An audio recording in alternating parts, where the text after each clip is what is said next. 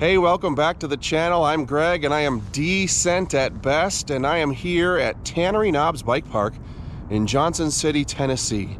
Any discussion of which must begin with the pump track that you can see behind me. It is the most epic pump track that I've seen outside of maybe a GMBN video filmed in Wales or something like that. But it is definitely the most crazy pump track that I've seen in the high country extended area, and I'm gonna give it a shot. You know, a pump track is something you're supposed to go around without pedaling. You're supposed to see how fast or how many times around you can go without pedaling. And I've seen a lot of people on BMX bikes and dirt jumpers do pretty well here. I'm gonna be on my full enduro rig, so we'll see how that goes. But I'm gonna give that a shot a couple times and then hit the green trail that begins with some nice jumps. So let's check it out.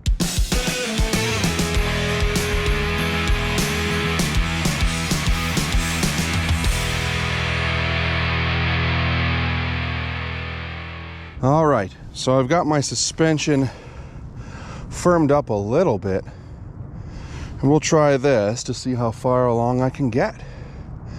Recommend getting into a harder gear so you can get a little cheat pedaling at the outset. Here we go.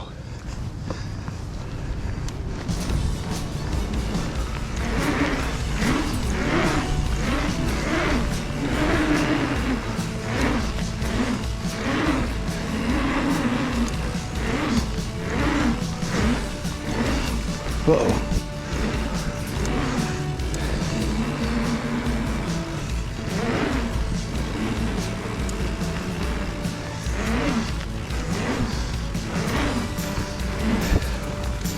Losing it. Okay. Made it about 3/4 of the way around. Okay, second time around I'm going full squish. Letting the suspension be fully open and see if that contributes to a longer run in the pump track.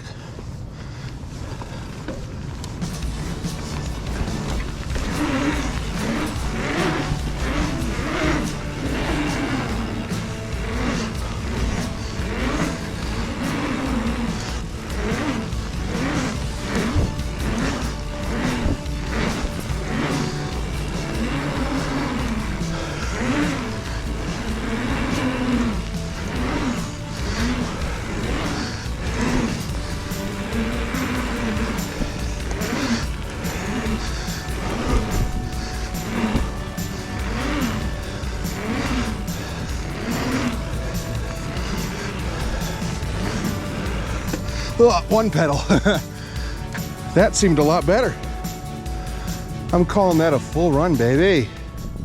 So, that pump track test was a little inconclusive. I suppose the only conclusion I can draw from it is that I need to get faster. So if you have any comments, suggestions, tips, please put them in the comments below about how to do pump tracks better. I felt like I was pumping as hard as I could, but I definitely just slowed down about halfway through and never could regain it, regardless of the suspension setup I was on. Now, I could maybe blame the fact that I'm running Maxxis Minion double down casing tires, but likely it's my weight, lack of fitness, and lack of skill, or some combination thereof. But nonetheless, we move on to Breakfast Club, which is the green trail here. It's a hiking and a biking trail, and it starts off with a series of nice rollers that you can pop off of, and I'm going to do just that. So let's give that a shot. I'd like to get some run in here on a hard gear.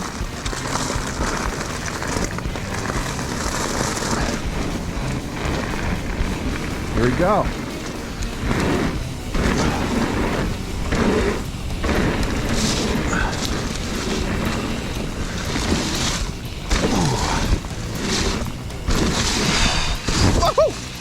Almost died. Aha!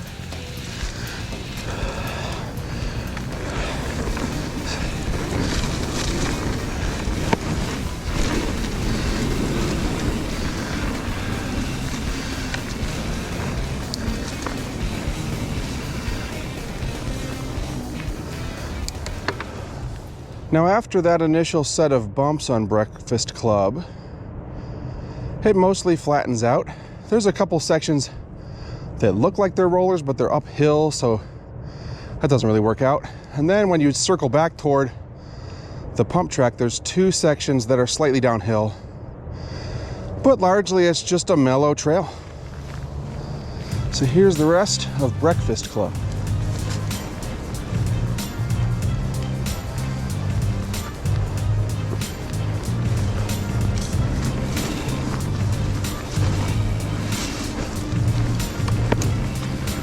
Maybe I'll hit a jump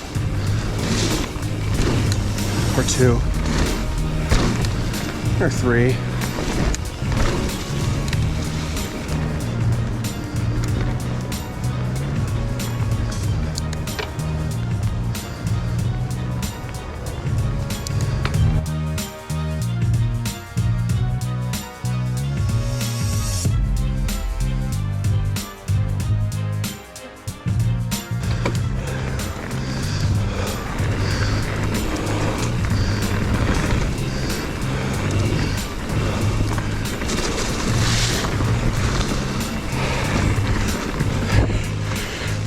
Oh, got the lens there.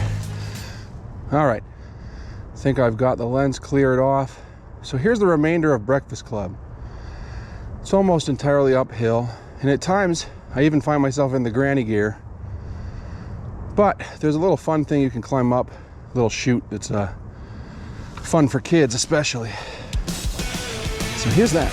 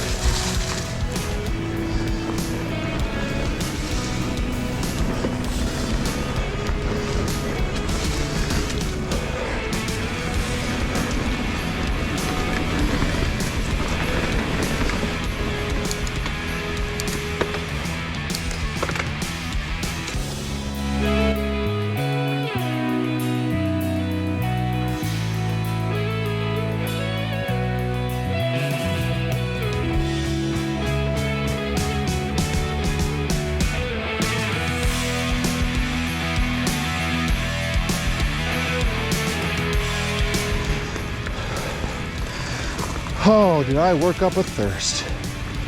Let's do something about it. All right, I'm back from the adventure today, and it's beer time. And I'm probably overusing Burial beer, but that's not possible. It's so good. This one is Until There Is No Longer. IPA, 7.4%, all Citra, which I'll talk about. Citra is a hop that, frankly, I usually don't want in my IPAs, and it's not because it tastes bad. It's just, it's very like trebly. Does that make sense? Or very like, it's like lemons, you know, and it can have orange too, but it's like one of the brightest tastes that you're gonna get out of a fruity hop, and it tends to me, it tends to overpower the taste. So I don't usually have Citra beers and find that they're like really complex with a lot of different tastes. It's kind of like, here's lemons. So, I mean, it's called Citra for a reason, but anyway, let's see how this looks in the glass. We've got, yeah, just beautiful beer.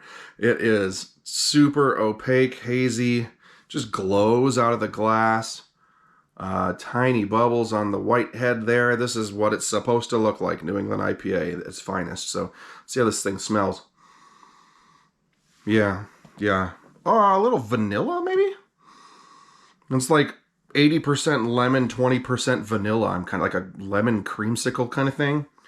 I can tell that it's going to be a little chewy, like a little pillowy. Like I'm getting a little bit more malt on the scent than I anticipated, which is a good thing. Like I said, Citra can be really trebly, and so I want something to balance that out, and maybe the malt will do a good job here. So cheers. Let's see how this tastes.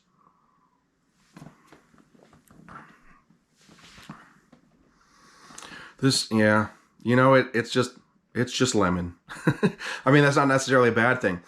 For example, in the mountain bike culture and the ski culture, a lot of people drink beers like right after they ride or right after they ski. I don't tend to do that.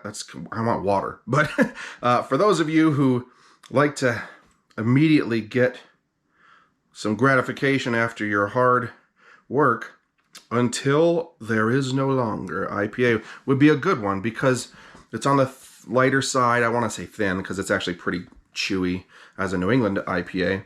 But it's like lemons. I mean, it's really as I thought it would be. Not bitter. It's not like biting into a lemon zest or anything. It's just fruity, trebly, like I said. A good summer IPA. For me, I prefer kind of the darker blueberry things of Mosaic and the passion fruit of Galaxy, but this is still a really good beer. So especially for a post-ride summer IPA, this is a great one from Burial. Till the next ride.